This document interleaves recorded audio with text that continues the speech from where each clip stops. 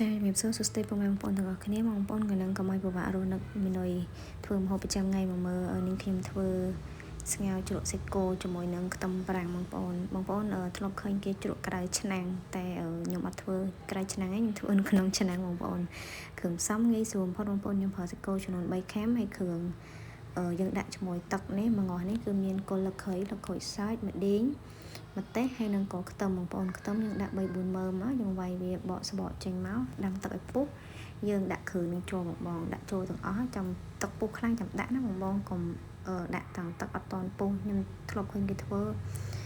សម្រាប់ខ្ញុំធ្វើតដាំទឹកពុះខ្លាំងខ្ញុំដាក់គ្រឿងនឹងចូលបន្ទាប់មកយើងប្រើជាមួយនឹងអំបិលខ្ញុំប្រើអំបិលគ្រួបងប្អូនដោយសារអត់ដឹងមិនទេខ្ញុំប្រើអំបិលគ្រួមានអារម្មណ៍ថាវាចាប់ជាតិជាងអំបិលម៉ត់យើងប្រើអំបិលគ្រួមកសិបភាគកាហ្វេទឹកត្រីមកវែកនឹងមកហើយស្ករប៊ីចេងហើយខ្ញុំថែមជាមួយនឹងម្សៅស៊ុបមាន់គឺលាយជាមួយនឹងម្សៅរ៉ូឌីបងប្អូនហើយនៅក្នុងហ្នឹងខ្ញុំដាក់ជាមួយនឹងដុំស៊ុបខ្នុរមកកណាត់ដែរបងប្អូនតែដោយសារខ្ញុំថតអត់ជាប់អត់បាននេះបងប្អូននេះបងប្អូនដាក់ដុំស៊ុបខ្នុរតាមក្រោយចឹងទៅដល់ពេលហើយយើងដាំវាចោល 4-5 នាទីឲ្យវាចេញជាតិអាហ្នឹងគល់គ្រឿងគល់លក្ខីគល់អីហ្នឹងឲ្យវាចេញជាតិអស់បងប្អូនស្រង់វាចេញក៏បានដែរនឹងនេះខ្ញុំអត់បានស្រង់ចេញទេឲ្យវាចេញជាតិ 4-5 នាទីបន្ទាប់មកខ្ញុំដាក់ខ្ទឹមប្រាំងចូលបងប្អូនខ្ទឹមប្រាំងហាន់រៀងស្ដើងដូចខ្ញុំអញ្ចឹងណា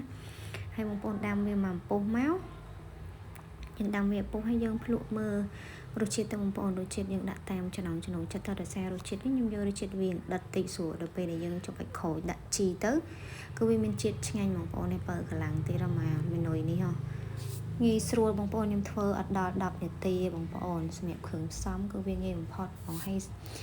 សាច់គោបងប្អូនយកអាសាច់កន្លាញ់ផុយមកបងប្អូនឬក៏សាច់ស្រួយក៏បានដែរខ្ញុំយកនេះខ្ញុំកំងសាច់រៀងផុយទៅពេលអញ្ចឹងទៅដាក់ទៅជាតិឆ្ងាញ់មែនតើបងអើយអ្នកខ្លះគេ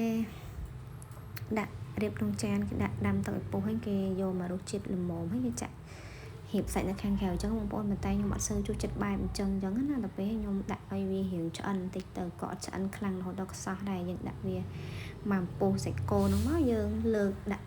យើងដាក់ជីច្បិចក្រូចឆ្មាហើយដាក់ទឹកត្រីម្ទេសហឹរបងប្អូនអើយជាតិមែនតែនបញ្ចូលសលេងនេះហើយនៅឃើញឃ្លានចង់ញ៉ាំម្ដងទៀតដែរបងប្អូនធ្វើតែមួយផ្លែតបានញ៉ាំឲ្យមនុយនេះសម្រាប់អ្នកឃ្លានបាយប្រញាប់ម្ហូបអីហ្នឹងមានម្ហូបក្នុងទូអីហ្នឹងដាក់ទៅបងអើយតែមួយផ្លែតជាតិឲ្យបើកម្លាំងទៀតបងប្អូនណាខ្លះដូចខ្ញុំឲ្យតែពេលចិត្តដល់ពេលធ្វើបាយធ្វើស្លម្ដងបងប្អូនឲ្យពិបាករនឹកមនុយខ្លាំងហើយវាគប់ជួនអីគ្រួសារយើងអីអ្នកផ្ទះយើងអត់សូវចេះកំងម្ហូបធ្វើអីក៏បានអញ្ចឹងទៅពេលអញ្ចឹងពិបាកដែរតាមិនតរនឹកមនុយឃើញម្ដងហើយបានគេកំងម្ដងនេះយើងចង់ងាប់ឯងពួកអត់ពិបាករនឹកបងប្អូននៅនេះខ្ញុំដាក់ខ្ទឹមប្រាំងមានអារម្មណ៍ថាវារៀងឆ្អិនពេកអញ្ចឹងទៅបងប្អូនពេលបងប្អូនធ្វើបើសិនជាចូលចិត្តអត់សូវឆ្អិនដូចនាងខ្ញុំបងប្អូនអាចដាក់មកនេះឲ្យមកពុះឬក៏យើងបងតាណាជាមួយសាច់គោក៏បានដែរភាសាខ្ញុំចូលចិត្តបែបរៀងមិនឆៅពេកណាតែប៉ុណ្នេះគឺអត់ខ្សោះជាតិទេបងប្អូននៅផ្អែមសាច់គោនៅឆ្ងាញ់ដដែលប៉ុណ្ណឹងយើងដួសដាក់ក្នុងចានដាក់បាយអីញ៉ាំមួយបាយបានបងម្ហូបនេះវារៀងចោះបាយដែរបងហើយញ៉ាំហត់តែមានកម្លាំងទៀតបងប្អូនទាំងអស់គ្នាថ្ងៃនេះមានតែប៉ុណ្្នឹងឯងអរគុណបងប្អូនសម្រាប់ការទស្សនាតាំងពីដើមរហូតដល់ចប់បងប្អូនបើសិនជាចូលចិត្តវីដេអូនេះខ្ញុំកុំភ្លេចជួយចុច like ម្នាក់មួយផងណាបងប្អូន